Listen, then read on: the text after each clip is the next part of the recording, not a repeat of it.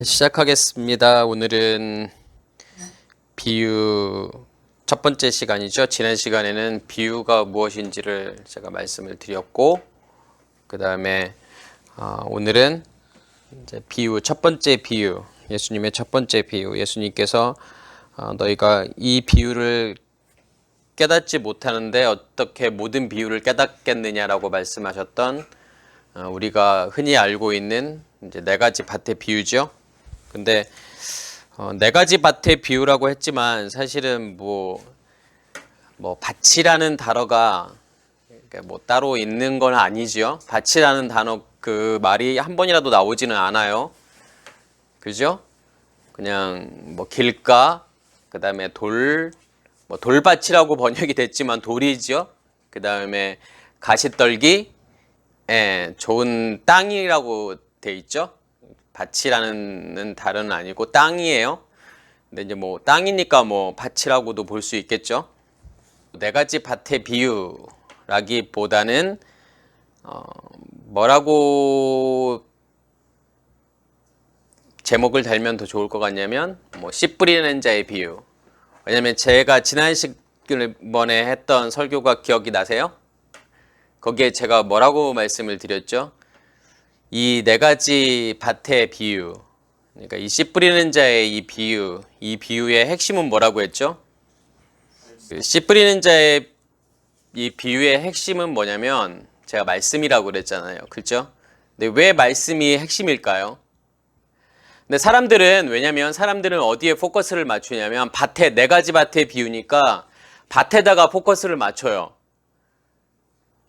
그래서 뭐 이렇게 교회에 보면은 많은 성도들이 있는데 뭐 누구는 길가고 누구는 뭐 돌밭이고 누구는 가시덤불이고 누구는 좋은 땅이라고 생각을 하잖아요.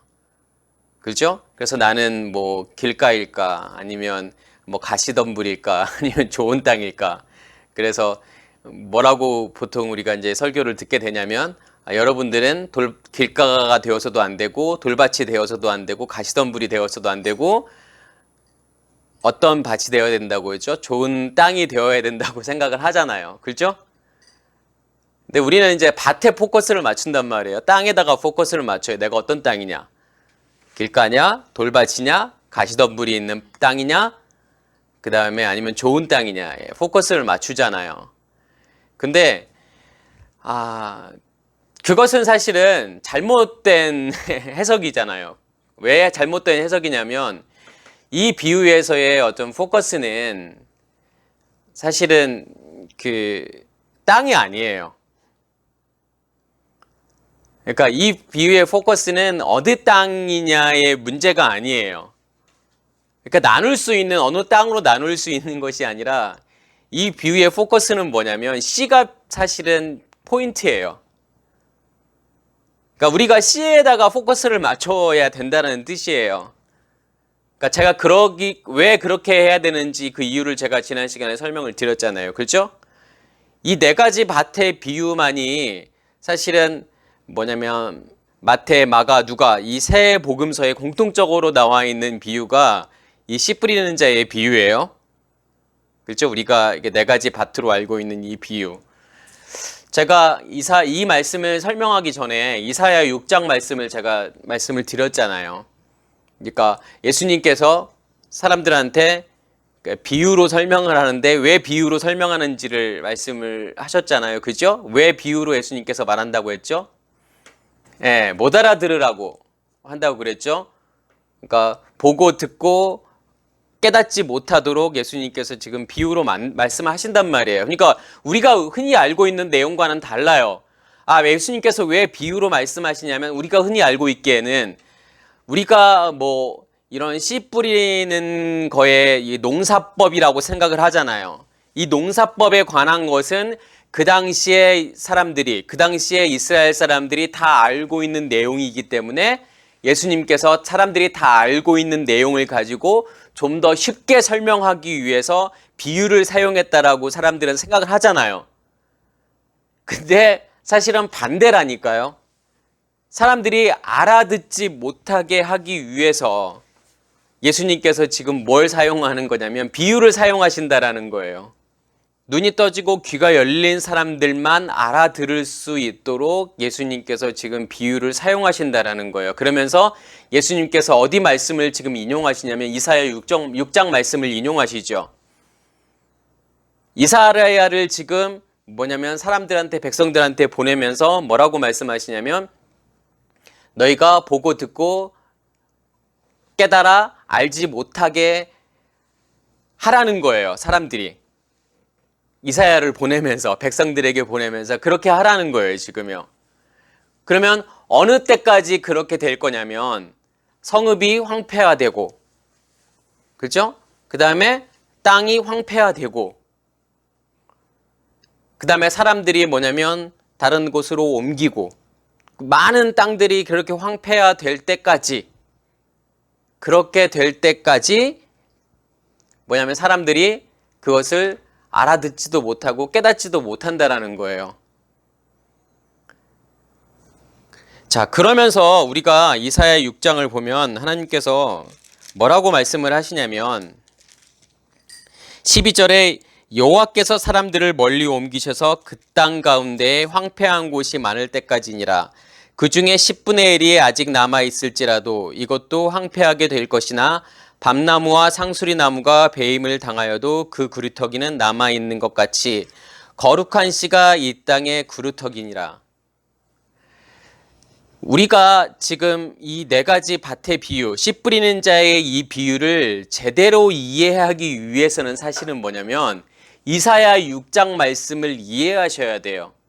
그러니까 다시 말해서 이사야 6장 말씀을 제대로 이해하지 못하면 이 씨 뿌리는 자의 비유도 이해할 수 없다라는 거예요.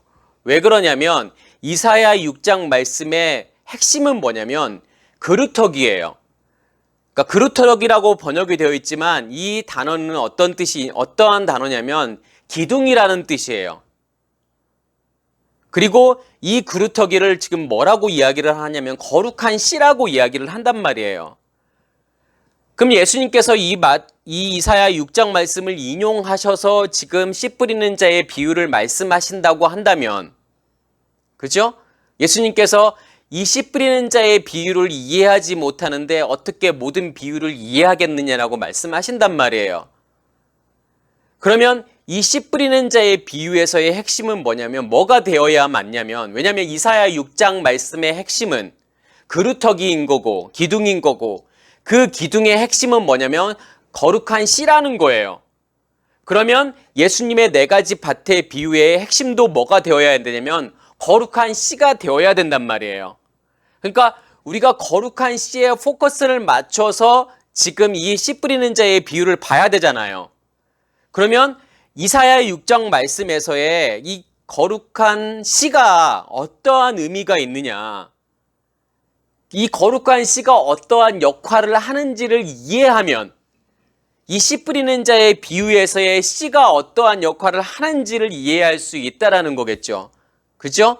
그러면 우리가 다시 이렇게 돌아가서 이사야 6장 말씀의 거룩한 씨에 대해서 잠깐 제가 말씀을 드리고 난 다음에 그다음에 씨 뿌리는 자의 비유로 갈 거예요.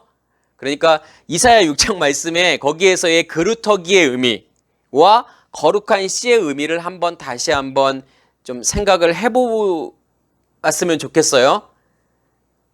이해가 되시죠? 자, 그러면은 이사야 6장 말씀에 가서 결국에는 뭐냐면 여기에서 보면은 그 중에 10분의 1이 남아 있을지라도 이렇게 번역을 했잖아요. 그러니까 10분의 1이 남아 있다라는 거예요. 10분의 1이요.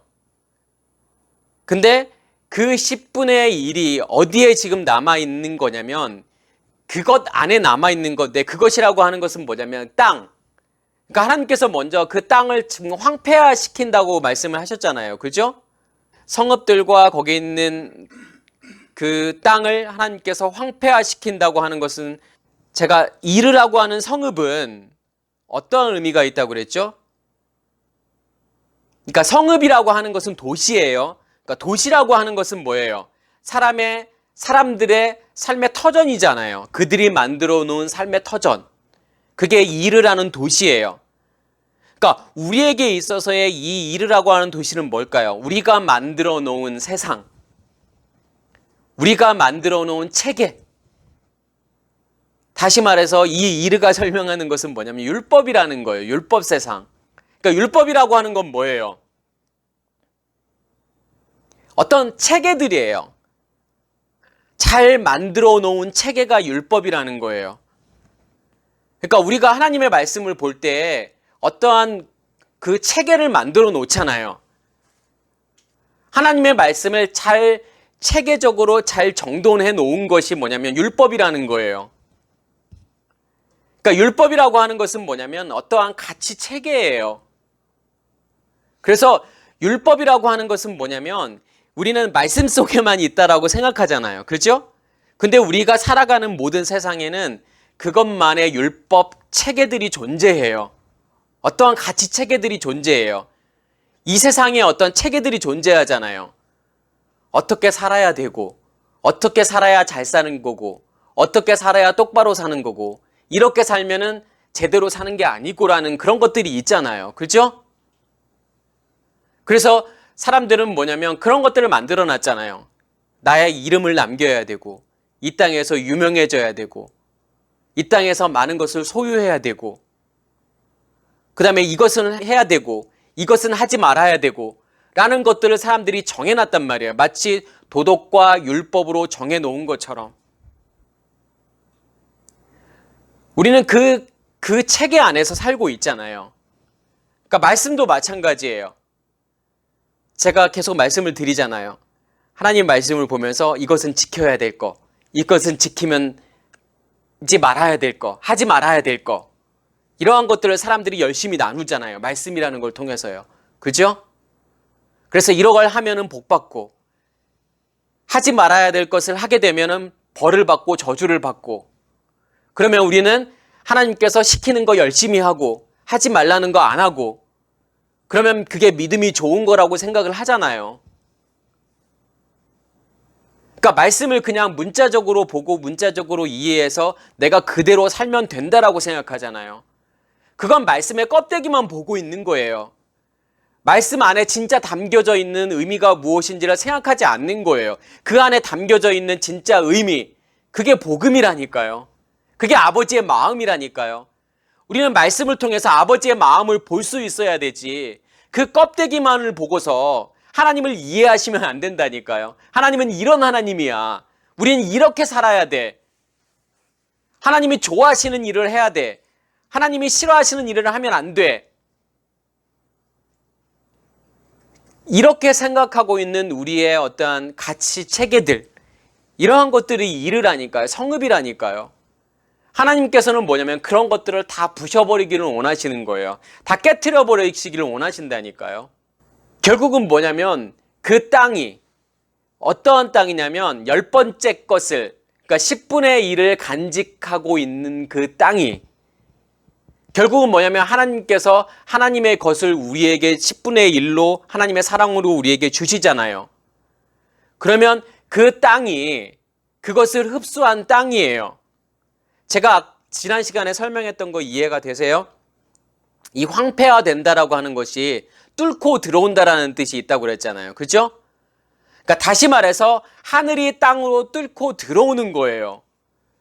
지성소에 있는 말씀이 성소로 뚫고 들어오는 거예요. 휘장을 뚫고 들어온다니까요. 그래서 성소 안을 무엇으로 만드는 거냐면 지성소로 만들어버리는 거예요. 우리의 땅을 하나님께서 무엇으로 만들기를 원하시는 거냐면 하늘로 만드시기를 원하신다니까요. 그렇게 새롭게 되어진 땅, 그렇게 회개가 일어난 그 땅을 지금 이야기하는 거예요.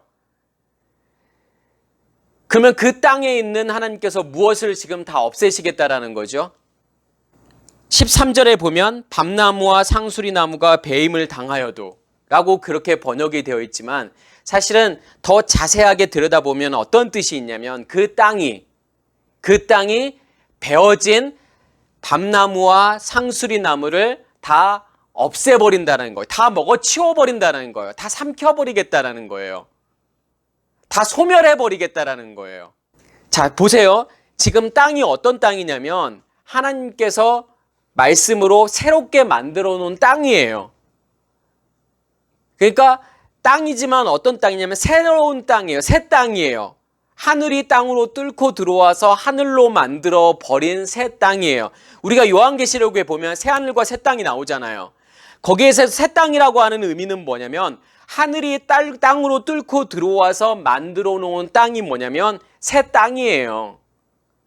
그 새 땅이 지금 어떻게 하겠다는 거냐면 밤나무와 상수리 나무를 지금 그 베어진 밤나무와 상수리 나무를 다 소멸해버리고 다 먹어치워버리겠다라는 거예요, 지금요. 근데 하나님께서 그들 가운데 뭘 남겨두겠다냐면 그루터기를 남겨두겠다. 다시 그루터기라는 것은 뭐냐면 제가 기둥이라고 그랬잖아요.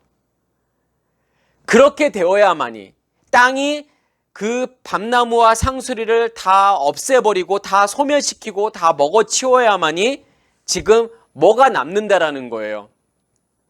그들 가운데 지금 그루터기가 남게 된다라는 거예요. 그래서 그루터기는 제가 기둥이라고 그랬잖아요. 이 기둥이라는 단어가 어디에 나오죠? 야곱이 베델에서 기둥을 세워놓잖아요. 기둥을 세워놓고 거기다가 뭘 붓게 되죠? 기름을 붓잖아요. 그게 뭘 이야기하는 거겠어요? 기둥이라고 하는 것은 뭐냐면 언약이에요. 약속이에요. 십자가예요. 기둥은요. 그 십자가에 뭐가 부어지는 거예요, 지금요? 기름이 부어지잖아요. 근데 제가 기름이 2번 부어진다고 그랬잖아요. 그죠? 처음에는 야곱이 자기의 외삼촌 라반의 집으로 가면서 기둥을 자기가 돌베개, 베고 잤던 돌베개로 기둥을 세우고 거기에다가 뭘 붓게 되죠? 기름을 붓잖아요. 그리고 난 다음에 2번째 기름을 부을 때는 라반의 집에서 나와서 지금 베델에서 야곱이 기둥을 세워놓고 거기에다가 전제물과 기름을 붓잖아요.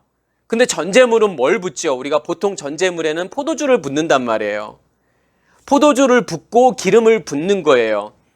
포도주가 의미하는 게 뭐냐면 피잖아요. 예수님께서 피. 그 기둥에 피가 부어지고 그 기둥에 뭐냐면 기름이 부어지잖아요. 피가 부어진다라고 하는 것은 뭐냐면 예수님의 죽음. 기름이 부어진다라고 하는 것은 뭐냐면 기름 부음 받은 자, 메시아흐, 그리스도잖아요. 지금 그 기둥이 어떻게 만들어지는지를 설명하는 거잖아요. 그 기둥이 예수 그리스도를 통해서 만들어진다니까요. 그게 우리의 십자가라니까요.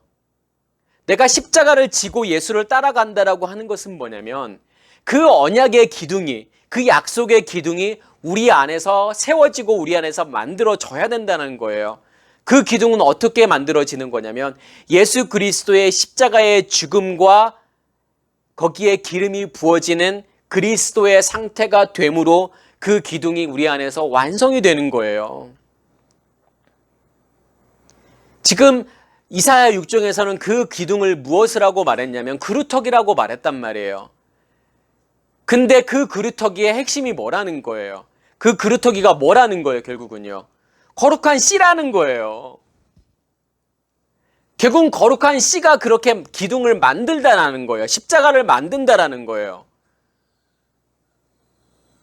그러면 그 거룩한 씨가 뭘 이야기하는 거겠어요? 거룩한 씨가 그 씨를 지금 누가복음에서는 뭐라고 이야기하냐면 그러니까 세 가지 그 씨 뿌리는 자의 비유가 마태, 마가, 누가복음에 나오잖아요. 다 나오잖아요. 그죠? 근데 누가복음에서만 그 씨를 뭐라고 하냐면 하나님의 말씀이라고 말해요. 그러니까 하나님의 말씀이라고 하는 것은 뭐냐면 거룩한 씨라는 거겠죠. 결국은 하나님의 말씀이 거룩한 씨가 우리를 어떻게 만들어 버리느냐. 그루터기를 만들 거라는 거잖아요. 그렇죠? 그 그루터기를 만든다라는 것은 뭐냐면 성읍이 다 황폐화되고 그 땅이 다 황폐화되고 밤나무와 상수리 나무가 잘려 나가야만이 돼요. 그죠? 그러야만이 진짜 그루터기가 만들어지는 거잖아요. 그래야만이 뭐냐면 언약의 기둥이, 약속의 기둥이 세워지는 거잖아요. 그죠?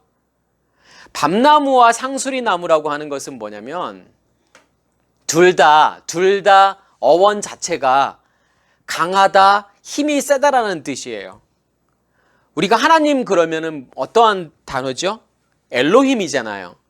이 엘로힘이라는 단어나 밤나무나 상수리나무나 다 어원이 같아요. 어떤 어원에서 시작하냐면 울리라는 어원에서 시작하는데 이게 강하다, 힘이 세다라는 뜻이에요. 강하다, 힘이 세다라는 뜻에서 밤나무도 유래되었고 상수리나무도 유래되었고 하나님이라는 엘로힘이라는 이 단어도 유래가 되었어요. 하나님이라는 엘로힘은 강함이잖아요. 그죠? 힘이 세고 강함이에요. 그 어떤 것보다도. 근데 밤나무와 상수리나무는 뭘까요? 그건 누구의 강함일까요? 우리의 강함이겠죠. 결국은 뭐냐면 진짜 그루터기가 만들어지기 위해서는, 진짜 기둥이 만들어지기 위해서는 뭐가 잘려나가야 될까요? 상수리나무와 밤나무가 잘려나가야 되는 거고 우리의 강함이, 우리의 힘셈이 잘려나가야 된다는 거예요. 이 말씀을, 이 이사야 6장 말씀을 이해하시면 이 씨 뿌리는 자의 비유, 네 가지 밭의 비유가 이 네 가지 밭이 의미하는 것이 무엇을 의미하는지를 알게 되겠죠. 우리 안에서 길가의 상태가 어떠한 상태인지를 이해하실 거고, 돌밭이 없어지고 돌밭이 다 깨어지고 가시덤불이 다 걷어내고 하는 것과 성읍과 땅이 황폐화되고 그 다음에 밤나무와 상수리나무가 잘려나가고 이것과 뭐가 연결이 되겠죠. 그래야만이 좋은 땅이 될 거고 좋은 땅이 되어야만 100배, 60배, 30배의 결실이 맺어지겠죠. 그러면 잘 생각해 보세요. 이렇게 연결이 되잖아요. 그죠? 아, 여기에서의 성읍과 땅이 황폐화된다라고 하는 것이 그 네 가지 밭에서 무엇을 의미할까? 밤나무와 상수리나무가 잘라지는 것이, 그게 다 소멸되고 다 없어지는 것이 네 가지 밭에 어떤 것과 연결이 될까? 결국은 이 모든 것들이 다 없어지고 거기에 뭐만 딱 남아있는 거예요, 지금요. 거기에 그루터기만 남아있는 거잖아요. 거기에 기둥만 남아있는 거라니까요. 거기에 십자가만 남아있는 거예요. 언약의 기둥이 십자가만 남아있는 거예요. 그게 뭘 이야기하는 걸까요? 이 밭에서, 이 네 가지 밭에서 뭘 의미하는지 보이시잖아요. 그죠? 결국은 뭐가 그렇게 다 만들 거라는 거예요. 그렇죠. 하나님의 말씀이 이사야 6장에서는 거룩한 씨가 결국은 그렇게 만들어 갈 거라는 거예요. 그러면 이 비유의 핵심 단어는 뭐냐면 네 가지 밭이 아니에요. 이 비유의 핵심은 뭐냐면 항상 비유를 생각하실 때 그게 왜 예수 그리스도를 설명하는지를 우리가 볼 수 있어야 된다니까요. 이 네 가지 밭의 이 비유에서의 핵심은 뭐냐면 거룩한 씨예요. 씨의 핵심이에요. 씨의 포인트를 맞춰서 이걸 보셔야 된다니까요. 그렇지 않으면 사람들을 나누게 된다니까요. 아, 이 집사는 길가에 아직도, 이 집사는 아직도 돌밭이네. 이 집사는 뭐냐면 아직도 가시덤불이 있네. 나는 옥토인데. 이렇게 생각하게 된다니까요. 그렇지 않아요. 누구에게나 다 이러한 과정을 다 거치게 된다니까요. 누구에게나 길가가 있고 누구에게나 돌밭이 있고 누구에게나 가시덤불이 있고 이 모든 것들이 다 해결되었을 때 결국은 뭐가 되냐면 좋은 땅이 되는 거예요. 뭐가 그렇게 만들 거냐면 거룩한 씨가 그렇게 만들 거라는 거예요. 내가 아니에요. 내가 열심히 노력하고 열심히 믿어서 내가 믿음이 있어서 좋은 땅이 되는 게 아니라니까요. 내가 열심히 기도하고 열심히 말씀 읽고 열심히 봉사하고 열심히 헌금 내고 그렇게 충성을 다한다고 해서 좋은 땅이 되는 게 아니라는 거예요. 그건 우리의 착각이라니까요. 우리는요 길가일 수밖에 없고 우리는 돌밭일 수밖에 없고 우리는 가시덤불 안에 있을 수밖에 없다니까요. 그러한 우리를 하나님께서 어떻게 좋은 땅으로 만들어 가시는지에 대한 설명이라니까요. 어떻게 이 거룩한 씨가 우리를 그렇게 길가였던 우리를 돌밭으로, 그 돌밭을 다 깨뜨려 버리고 그 가시덤불을 다 걷어내버리고 좋은 땅으로 만들어 가느냐. 그걸 이해하셔야 된다니까요. 그래서 이 말씀이 복음이에요. 눈을 떠서 이것을 볼 수 있어야 되고 귀가 열려서 듣고 이것을 보고 알고 깨달으셔야 된다니까요. 그래야만 우리에게 소망이 있잖아요. 이걸 깨닫지 못하면 이 말씀이 여전히 우리에게 비유로 존재한다면 우리는 제가 아까 설명했던 것처럼 나의 열심과 노력으로 그러한 좋은 신앙인이 되려고 한단 말이에요. 나의 노력과 열심으로 좋은 땅이 되려고 노력을 해요. 그래서 내가 많은 열매를 맺어야지. 내가 100배, 60배, 30배 열매를 맺어야지라고 생각을 하잖아요. 그 말은 뭐냐면 아직도 이 말씀이 나에게 뭐로 존재하고 있다? 비유로 존재하고 있다라는 뜻이겠죠. 제가 사실은 이걸 다 일일이 설명하지 않아도, 왜냐하면 제가 뭐 길가 하나만 설명한다고 하더라도 1시간을 설명할 수 있겠죠. 또 뭐 돌밭, 가시덤불 이런 것들을 정말 다 자세히 설명하기 시작한다고 하면 정말 많은 시간 동안 설명해야 되겠지만, 그런 것보다는 지금 이 전체가 무엇을 의미하고 있는지를 이해하셔야 돼요. 그러면 길가라고 하는 게 어떤 뜻인지 이해가 되시잖아요. 그죠? 길가가 뭐예요? 그 아직도 말씀이 비유로 존재하고 있는 것이 길가잖아요. 그러니까 보고 알고 깨닫지 못하는 거예요. 말씀을 보는데 깨닫지 못하는 거예요. 지금 예수를 보고 있는데 깨닫지 못하는 거예요. 이 씨 뿌리는 자의 비유가 마태복음 13장에 나오고 마가복음 4장에 나오고 누가복음 8장에 나오죠? 근데 마태복음 13장에는 뭐라고 나오냐면은 처음에 시작이 어떻게 되는 줄 아세요? 지금 예수님은 어디에 있죠? 예, 예수님은 바닷가에 있어요. 사람들은 어디에 있어요? 해변에 있죠. 아니, 바닷가하고 해변이 뭐가 달라요? 그러니까 우리가 말씀을 보실 때 말씀은 그냥 허투루 이렇게 어떤 그냥 단순한 인포메이션을 주기 위해서 우리에게 이런 어떤 이렇게 표현들을 하지 않아요. 그러니까 말씀을 좀 더 진지하게 보셔야 돼요. 더 구체적으로 보셔야 돼요. 더 꼼꼼히 보셔야 돼요. 자, 예수님은 지금 바닷가에 있단 말이에요. 그렇죠? 바닷가에 있다라고 하는 것은 뭐냐면 예수님께서 바닷물로 존재하고 있는 거예요, 지금요. 사람들은 해변에 있잖아요. 그죠? 해변에는 이제 모래가 있을 수 있죠. 그런데 이 해변이라는 단어는 히브리어로 보면은 어떤 뜻이 있냐면 바다가 돌진한다라는 뜻이 있어요.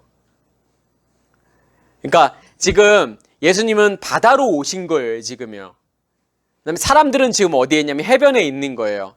해변에 있다라고 하는 것은 뭐냐면 지금 바닷물이 지금 돌진하고 지금 뚫고 들어오는 거예요. 다시 말해서 예수님의 말씀이 이 사람들에게 지금 뚫고 들어오는 거잖아요. 그죠? 지금 자, 바닷물 이 얌이라는 것은 뭐냐면 아랫물이에요, 사실은요.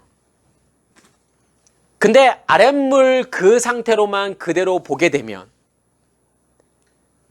예수님의 말씀은 뭐냐면 비유예요, 그냥. 그런데 이 얌이, 이 아랫물을 통해서 우리가 진짜를 볼 수 있으면 이 아랫물이 나에게 뚫고 들어와서 나에게 뭐냐면 하나님의 말씀을 이해하게 만들게 되겠죠.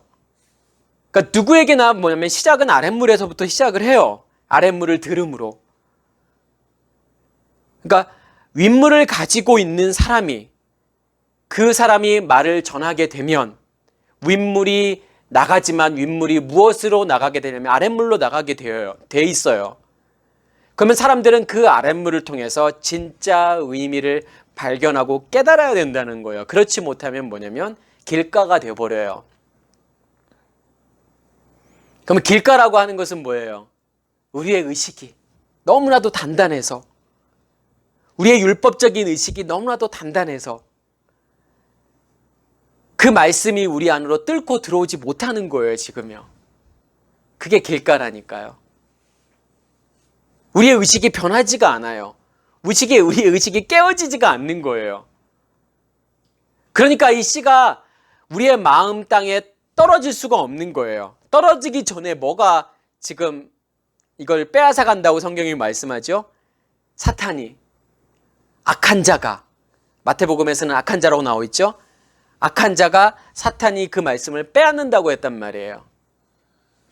제가 이 지금 씨 뿌리는 자의 비유에서 이 네 가지 밭, 길가와 돌밭과 가시덤불이 의미하는 것이, 제가 옛날에 뭐라고 설명을 드렸죠?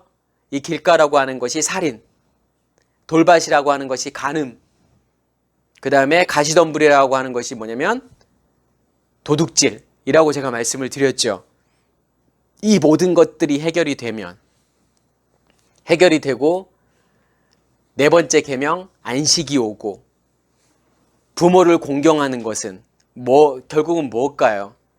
하나님의 사랑이 내 안에서 이루어져서 그 사랑을 이웃사랑으로 주게 되면 그것이 내 안에서 안식이 이루어져서 그것이 부모를 공경하는 거라고 했잖아요. 그렇죠? 모든 말씀은요, 모든 비유는요, 사실은 다 그것만을 설명하는 거라니까요. 그게 복음의 핵심이잖아요. 우리 안에서 어떻게 살인의 문제가 해결이 되고, 간음의 문제가 해결이 되고, 도둑질의 문제가 해결이 되어서 진짜 하나님의 사랑이 내 안에 온전히 이루어져서 그 사랑을 이웃사랑으로 주느냐, 거짓 증거하지 않느냐, 이게 뭐냐면 말씀의 핵심이에요. 복음의 핵심이에요. 그래서 길가라고 하는 것은 뭐냐면, 내가 아직도 내 의식이 너무 강해서, 그러니까 살인의 문제라고 하는 것은 제가 말씀을 드렸잖아요. 의식의 문제라니까요. 우리의 의식이 깨어지지 않아서 율법적인 의식 가운데 있기 때문에 하나님의 말씀이 들려지지도 않고 깨달아지지도 않는 거예요. 볼 수도 없고 알 수도 없게 되죠. 그게 길가예요. 그래서 길가에서 계속 말하는 게 뭐냐면, 말씀을 빼앗아 간다라고 이야기를 하잖아요. 그죠? 말씀을 빼앗아 간다라고 하는 것은 뭐냐면, 내가 그것을 깨닫지 못한다라는 거잖아요. 이해하지 못한다는 거죠. 그럼 돌밭이라고 하는 게 뭔 의미가 있을까요? 돌이라고 하는 게 어떤 의미가 있어요? 성경에서의 돌이라고 하는 것은, 그러니까 히브리어는 셀라라고 하죠. 근데 이 셀라는 뭐냐면 하나님께서 은신처, 피난처의 의미가 있어요. 그죠? 이 돌이라고 하는 것은 피난처예요. 안식처예요. 그러면서 이 돌이라고 하는 것은 어떤 의미가 있을까요? 단단한 거잖아요. 그죠? 깨어지지 않는 단단함. 우리의 깨어지지 않는 단단함을 표현할 수도 있는 게 돌이잖아요. 그죠? 그래서 이 돌밭이라고 하는 것을 헬라어로는 뭐냐면, 어떻게 표현하냐면 페트로네데스라는 이 단어를 쓰는데, 이 페트로네데스라는 단어는 뭐냐면, 이 페트라라고 하는 것은 돌이에요. 그 다음에 에이도스라는 단어하고의 합성어예요. 근데 에이도스라고 하는 것은 뭐냐면 그 어떤 모양이나 형상을 이야기하는 거예요. 그죠? 그러니까 페트라라고 하는 이 돌과 이 에이도스의 합성어인데, 돌의 모양, 돌과 같은 것, 돌과 비슷한 거라는 뜻이에요, 지금요. 그게 돌밭이라고 하는 거예요. 그러니까 이 돌이라고 하는 것이 하나님의 피난처와 하나님의 안식처가 되는 것이 아니라 그냥 나의 단단함으로 존재할 수 있다는 거죠. 그러니까 이사야 6장에서는 뭘로 존재하는 걸까요? 성읍, 이르, 나의 터전, 나의 삶의 바운드리, 나의 영역으로 존재할 수 있겠죠. 우리의 의식이 미치는 공간. 뭐가 우리를 단단하게 만들까요? 뭐가 하나님의 말씀이 우리 안에서 뿌리 내리지 못하게 만드는 걸까요? 우리 안에 간직되어져 있는 율법이, 그죠? 우리 안에 간직되어져 있는 나만의 체계가, 가치 체계가, 나의 것들이, 그게 하나님의 말씀이 뿌리 내리지 못하도록 막고 있는 거겠죠. 그것들이, 그 돌들이 어떻게 되냐면 다 완전히 깨어져야 되겠죠. 성경에서는 뭐라고 나오냐면 환난과 핍박이 올 때에 넘어진다고 했단 말이에요. 그죠? 돌밭이라고 하는 것은 말씀으로 인하여 환난과 핍박이 왔을 때 넘어지는 자요라고 표현을 하죠. 그 환난과 핍박이라고 하는 게 뭘 의미하는 거겠어요? 그게 뭐냐면 우리의 단단함이잖아요. 왜 환난과 핍박이 우리에게 주어질까요? 그 환난과 핍박이 뭐예요, 결국은요? 내 안에 율법으로 간직되어져 있으니까. 하나님이라는 존재가, 하나님의 말씀이 내 안에 율법으로 간직되어져 있으니까 그것으로 받는 환난이에요. 그것으로 받는 핍박이에요. 그것이 나를 넘어지게 만든다니까요. 결국은 뭐냐면 거룩한 씨가 무엇을 깨트려 버리는 거냐면 우리 안에 있는 단단한 그 바위를, 그 돌을 다 부셔뜨리고 다 깨트려 버리겠다는 거죠. 간음의 문제가 뭐겠어요? 잘 보세요. 살인이라고 하는 것은 뭐냐면 우리의 의식의 문제예요. 우리의 머리의 문제예요. 근데 그 의식이 깨어지는 순간 그것을 성경은 뭐라고 하죠? 회개라고 이야기를 하잖아요. 그러니까 회개라고 하는 것은 우리의 의식이 깨어지는 거예요. 그게 살인의 문제가 해결이 되는 거예요. 그러면 간음이라고 하는 것은 뭐냐면 우리 안에 간직되어져 있는 것, 우리의 마음 땅에 간직되어져 있는 것이 뭐냐면 간음이에요. 그래서 이 계명에서 그 간음을 무엇이라고 하냐면 우상이라고 이야기를 하잖아요. 그 우상이 우리 안에 없어야 된다니까요. 그 율법이 우리 안에서 없어져야 돼요. 그게 간음의 문제예요. 아직도 율법의 말씀이 우리 안에 간직되어져 있다 그러면, 그 말씀이 우리 안에 간직되어져 있다 그러면 그것이 나에게는 뭐가 되냐면 환난과 핍박이 되어서 나를 쓰러지게 하고 나를 넘어지게 하는 거가 되겠죠. 결국은 거룩한 씨가 그 돌들을 다 깨버린다는 거예요. 거룩한 씨가 우리 안에 심겨지게 되면,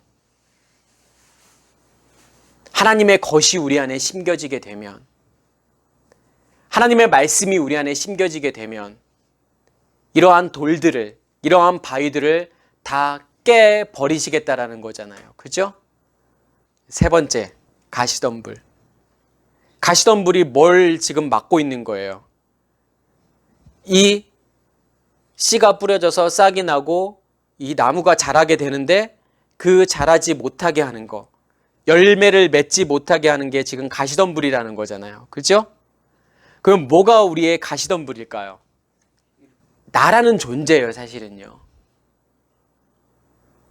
그러니까 성경이라는 거 잘 보시면은 처음에는 우리의 의식을 깨요. 그러니까 우리의 의식이 깨어지는 거지만 우리의 의식이 하나님의 의식으로 바뀌는 게 아니잖아요. 그죠? 그냥 회개만 되어지는 거예요. 의식이 바뀌기만 하는 거예요. 그리고 난 다음에 하나님께서 무엇을 정결하게 만드시는 거냐면 우리의 안을 정결하게 만드시는 거예요. 우리의 성전을 깨끗하게 하나님께서 청소하시잖아요. 그게 간음의 문제라니까요. 하나님께서 우리 안에 있는 우상을 없애시는 거예요. 그게 하나님께서 우리의 성전을 뭐냐면 깨끗하게 만드시는 거잖아요. 우리 안에 있는 쓰레기들을 하나님께서 다 제거하시는 거예요. 다 태우시는 거예요. 그래서 우리의 마음 땅에 불이 붙게 되고 말씀이 기름 부음으로 임하게 되면 우리 안에 있는 잡다한 것들, 쓰레기들을 다 태우시는 거예요. 그게 뭐냐면 돌짝밭을 하나님께서 돌들을 깨시는 거예요. 돌들을 다 깨버리시고 우리의 안을 정결하게 만드시잖아요. 그러면 마지막으로 남은 건 뭘까요? 그렇지만 우리가 계속 흔들리고 때로는 우리의 마음이 파도치잖아요. 그죠? 왜 그럴까요? 보여지는 것을 막 쫓아가요. 욕심을 따라 막 살게 돼요. 왜 그럴까요? 우리의 의식이, 나라는 존재가 아직 살아있기 때문에 그런 거잖아요. 그죠? 하나님께서 나의 머리가 되지 않았다라는 거예요. 그리스도가 나의 머리가 되지 않았다라는 거예요. 그리스도가 나의 머리가 된다라는 것은 그분이 나의 의식을 완전히 지배하시는 거잖아요. 그래서 이제는 나로 사는 것이 아니라 누구로 살게 되냐면 그리스도로 살게 되는 거예요. 나의 살아있는 의식이, 나의 죽지 않은 의식이 가시덤불이 되어서 하나님의 것이 온전히 드러나지 못하게 막고 있는 거예요. 그게 도둑질이라니까요. 그게 죽어야 돼요. 그러니까 우리의 마음이 하나님이 계시는데도 불구하고 파도치잖아요. 예수님이 계시는데도 불구하고 폭풍이 오고 사람들이 두려워하고 떨게 되잖아요. 왜 그래요? 아직 내가 죽지 않아서 그런 거예요. 주님께서 나의 의식을 완전히 지배하지 않아서 그러는 거잖아요. 그래서 세상의 염려와 재물의 유혹이 그렇게 만든다라는 거잖아요. 그렇죠? 결국은 잘 보세요. 세상의 염려와 재리의 유혹이 기운을 막는다고 했단 말이에요. 세상의 염려와 재물의 유혹은 뭐냐면 보여지는 거잖아요. 아직도 내가 보여지는 것을 추구하고 보여지는 것을 따라간다라는 거예요. 그게 없어지려면 어떻게 해야 된다는 거예요? 결국은 그 보여지는 것이 나의 마음을 파도치게 만드는 거잖아요. 그 보여지는 것이 나의 마음을 파도치게 만든다라고 하는 것은 뭐냐면 기운을 막는 거죠. 뭐가 단절되는 거, 끊기는 거예요. 하나님의 통로가 막히는 거잖아요. 통로가 막힌다라는 것은 뭘 이야기하는 거냐면 마음과 생각이 따로 논다는 걸 이야기하는 거예요. 마음은 새롭게 되었어요. 그렇죠? 주님의 것으로 깨끗하게 되었단 말이에요. 정결하게 되었어요. 내 생각은 여전히, 내 의식은 여전히 보여지는 것을 추구하고 보여지는 것을 따라가게 된단 말이에요. 그러면 나의 마음과 생각이 단절이 되겠죠. 열렸던 통로가 닫혀지게 되잖아요. 그럼 마음과 생각이 따로 놀게 돼요. 마음은 그게 아닌데 나의 생각은, 나의 의식은 보여지는 걸 추구하고 내 욕심을 따라 살게 된단 말이에요. 결국은 가시덤불이 제거가 된다는 것은 어떤 의미가 있냐면 하나님의 것으로 나를 덮어버리는 걸 의미하잖아요. 하나님의 말씀으로 나를 덮어버리게 되면 더 이상 내 의식이라는 게 존재하지 않게 되겠죠. 그러면 마음과 생각이 따로 노는 것이 아니라 마음과 생각이 일치하게 되겠죠. 하나님의 마음이 내 마음이고 하나님의 생각이 내 생각이잖아요. 그러면 내가 하는 모든 행동들이, 내가 생각하는 모든 것이, 내가 마음에 품고 있는 모든 것이 하나님의 마음이고 하나님의 생각이고 하나님의 행위가 되잖아요. 그죠? 그렇게 되기 위해서는 우리 안에 나라는 의식이 죽어야 되는 거고 나의 의식이 죽는다라고 하는 것은 가시덤불이 제거가 되는 거라니까요. 그래야만이 뭐가 되는 거예요? 좋은 땅이 되는 거예요. 그래서 좋은 땅을 설명할 때 뭐라고 설명하죠? 말씀을 듣고 깨달아 지키는 자. 지킨다라고 표현하잖아요. 말씀을 듣고 깨달아서 지킨다라고 하는 것은 뭐냐면 간직하는 거예요. 근데 이 샤마르라는 것은 어떤 뜻이 있냐면, 자 보세요. 샤마르라는 것은 망대라는 뜻이 있어요. 그러니까 망대라는 건 뭘 이야기하는 거예요? 우리의 머리잖아요. 그러니까 망대라는 것은 뭐냐면 적이 오는지 안 오는지를 감시하는 처소 같은 거잖아요. 그렇죠? 감시 초소예요. 우리의 머리가 그렇게 샤마르가 된다라는 것은, 망대가 된다라는 것은 뭘 이야기하는 거예요? 그 감시 초소가 되는 거예요. 다시 말해서 하나님이 나를 완전히 지배하시는 상태가 샤마르예요. 그리스도가 나의 머리됨이잖아요. 그러니까 말씀을 내가 알고 깨달아서 지킨다라고 하는 것은 우리는 뭐냐면 말씀을 깨달아서 내가 어떤 행위를 하는 것이 지킨다라고 생각하잖아요. 이것은 해야 되고 이것은 하지 말아야 되고 이게 지킨다라고 생각하잖아요. 11조를 드려야 되고 안식일을 지켜야 되고 이게 지키는 게 아니라니까요. 진짜 지키는 것은 뭐냐면 말씀의 간직이에요. 말씀이 간직이 되어서 말씀이 나를 덮어버리는 것이 성경이 말하는 지킨다라는 뜻이에요. 그래서 잘 보세요. 말씀을 좋은 땅에 열매가 맺는데 어떻게 맺는다고 했죠? 몇 배? 30배, 60배, 100배. 마태복음에서는 100배, 60배, 30배예요. 근데 마가복음에서는 반대로 30배, 60배, 100배예요. 누가복음에서는 어떻게 표현되어 있을까요? 그냥 100배. 다르단 말이에요. 이해가 되세요? 왜 다른 줄 아세요? 제가 아까 백이라는, 그러니까 샤마르가 망대라는 뜻이 있다고 했잖아요. 근데 이 백이라는 메아, 이 백이라는 뜻도 어떤 뜻이 있냐면 망대라는 뜻이 있어요. 백이요.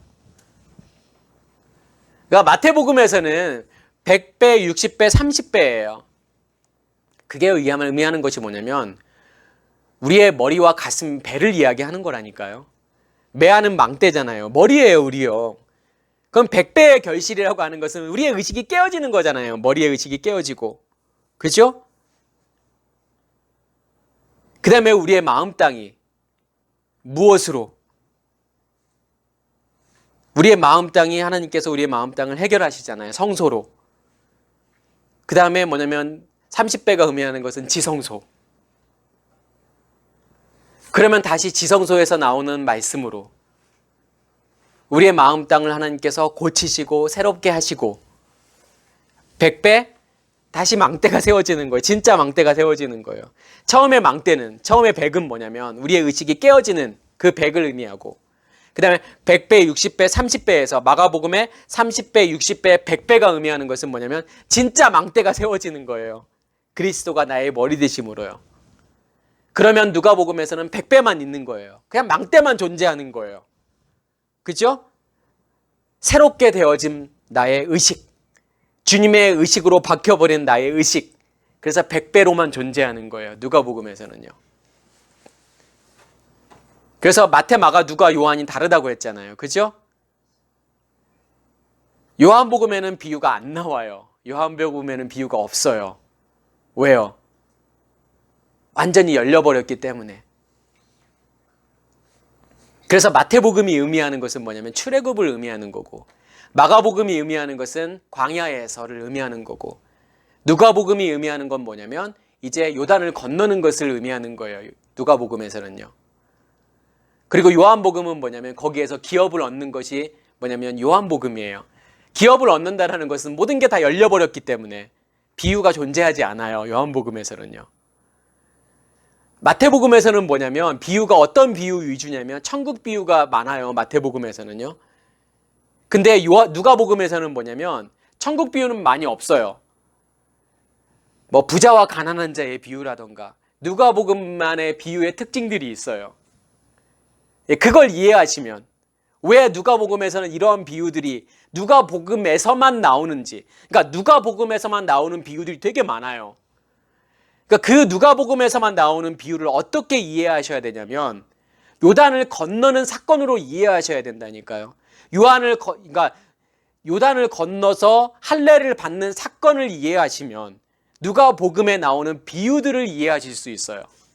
자, 제가 정리할게요. 오늘 말씀이 되게 길어졌는데, 자, 정리하면 결국은 이사야 6장에서의 말씀, 뭐가? 거룩한 씨가 그루터기를 만든다라는 거잖아요. 그죠? 그러니까 우리가 다 잊어버리셔도 그거는 우리가 꼭 기억하셔야 돼요. 이 씨 뿌리는 자의 비유에서도 결국은 뭘 만들기 위한 거라는 거예요. 길가와 돌밭과 가시덤불을 제거하고 좋은 땅이라고 하는 것은 결국은 그루터기, 기둥, 언약의 기둥, 약속의 기둥, 결국은 십자가, 이것을 우리 안에서 반듯하게 세우기 위한 거라니까요. 예수 그리스도의 십자가를 우리 안에서 똑바로 세우기 위한, 결국은 그것을 누가 하겠다는, 뭐가 하겠다는 거죠? 거룩한 씨가 그렇게 만들겠다는 거예요. 하나님의 말씀이 그렇게 하시겠다라는 거예요. 이해가 되시죠? 그렇게 되면은 나를 보게 되어 있어요. 내 안에 있는 돌들을 보게 되고 바위들을 보게 되고 내 안에 존재하고 있는 가시덤불, 다시 말해서 밤나무와 상수리나무를 보게 되겠죠. 진짜 강하고 힘셈은 나로부터가 아니에요. 하나님으로부터잖아요. 그죠? 그 엘로힘으로부터라니까요. 사람들은 내가 더 힘세고 강해지기 위해서 많은 것들을 추구하고 많은 것들을 모아요. 돈을 모으고 명예를 추구하고 많은 것들을 가지려고 하잖아요. 내 이름을 남기려고 하고 내 이름을 드러내려고 하고 나 이만큼 강해, 나 이만큼 단단해, 나 이만큼 대단한 존재야 라는 것을 드러내려고 하지만 이런 것들은 다 깨어지고 부셔지고 없어져야 되는 거고 결국은 누구만이 무엇만이 남아야 되는 거죠. 진짜 강한 것, 진짜 힘센 것, 진짜 단단한 것, 하나님 엘로힘, 이것만이 우리 안에 남아 있어야 되는 거잖아요. 그죠? 그것만 있으면 우리는 뭐냐면 가장 힘센 존재인 거고 가장 단단한 존재인 거고 가장 능력 있는 존재가 되는 거예요. 나로부터가 아니라 내가 주님과 그러한 존재이신 주님과 연합된 존재이므로 연합된 상태로 이거 하나를 이해하시면 그죠? 이 비유 하나를 이해하셨다 그러면 사실은 나머지 비유들은 다 뭘까요? 나머지 비유들은 다 똑같은 말씀이 되겠죠. 다 이거 설명하는 거겠죠. 전부 이거 설명하는 거라니까요. 거기서 벗어나지 않아요. 오늘 말씀을 통해서 우리 안에 있는 바위, 돌들 그리고 우리 안에 있는 가시덤불을 발견하시는 그리고 주님께 의지하여 또 그러한 것들이 모든 것들이 다 해결되시는 저와 여러분 되기를 간절히 소원합니다. 마치겠습니다.